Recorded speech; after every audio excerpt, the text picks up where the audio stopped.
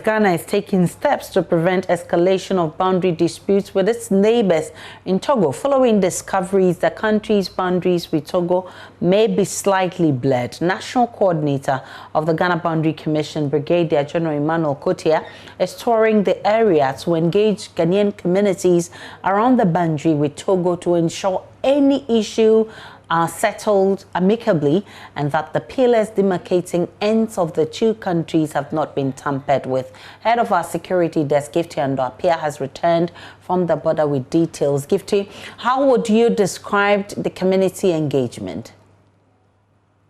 So, Aisha, let me start from what we know. When we say that the boundaries are slightly blurred, it's because these are tiny pillars which are used to differentiate between two big countries, and so you have to actually walk to it to see it. It's in the ground, so it's not something that's so prominent for you to see, so it's blurred. And then it's also separating two people who have a lot in common. Ghanaians and Togolese have a lot in common as well. Apart from that, these are rooted in the ground, and sometimes it's difficult to see also because they are mud. Some have been covered by mud. They are also, there are some that have been overshadowed by vegetation.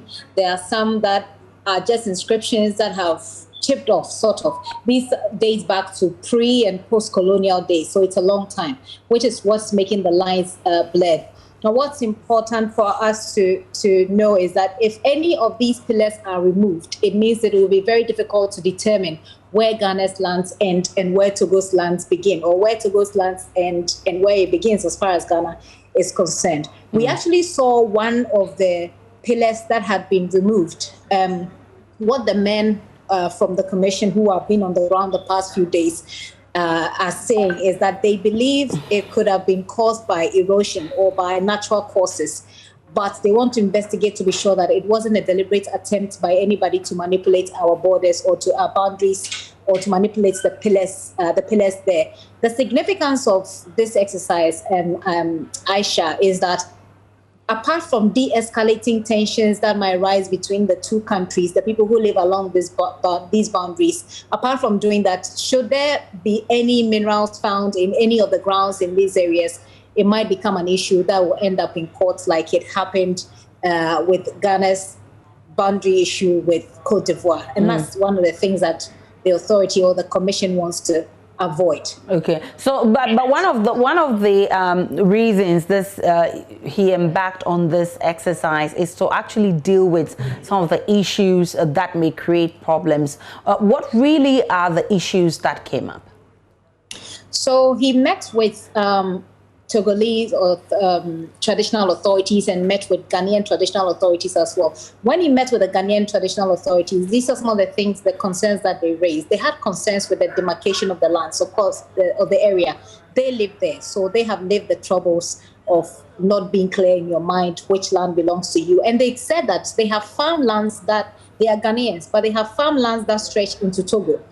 And they have, they talk about coffee, they have coffee plantations, they have cocoa plantations, they have palm plantations that stretch all the way into Togo. Mind you, now our borders are shut. What it means is that even though those lands are for them, they can't go to their farms.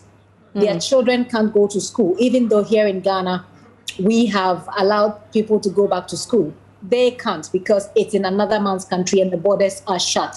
At a point, the head of the chief of the area, his name is Togwe Atachi V, who is a Dufia of Leklebi Kame, indicated that at a point they felt like they were bats. These were his words. They felt like they were bats because they couldn't identify as much with Ghana and couldn't identify as much with Togo as well. So they wanted these demarcations to be made clear. They have had assurances from the commission that once this program or this project is ongoing and it is being done in collaboration with the Togolese authorities, some of these things to be thrashed out. They also had issues about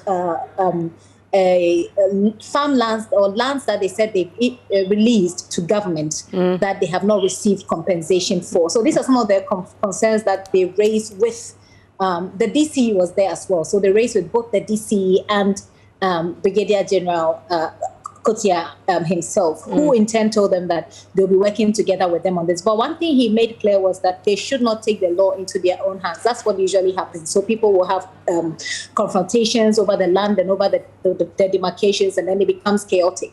So he told them that now there is an organization, a commission that is tasked with this duty. If you have issues with demarcations, refer the issues to us, the commission, and let us deal with it rather than, confront your neighbors. That, sometimes escalates and becomes a big border issue. Gift and Apia is head of our security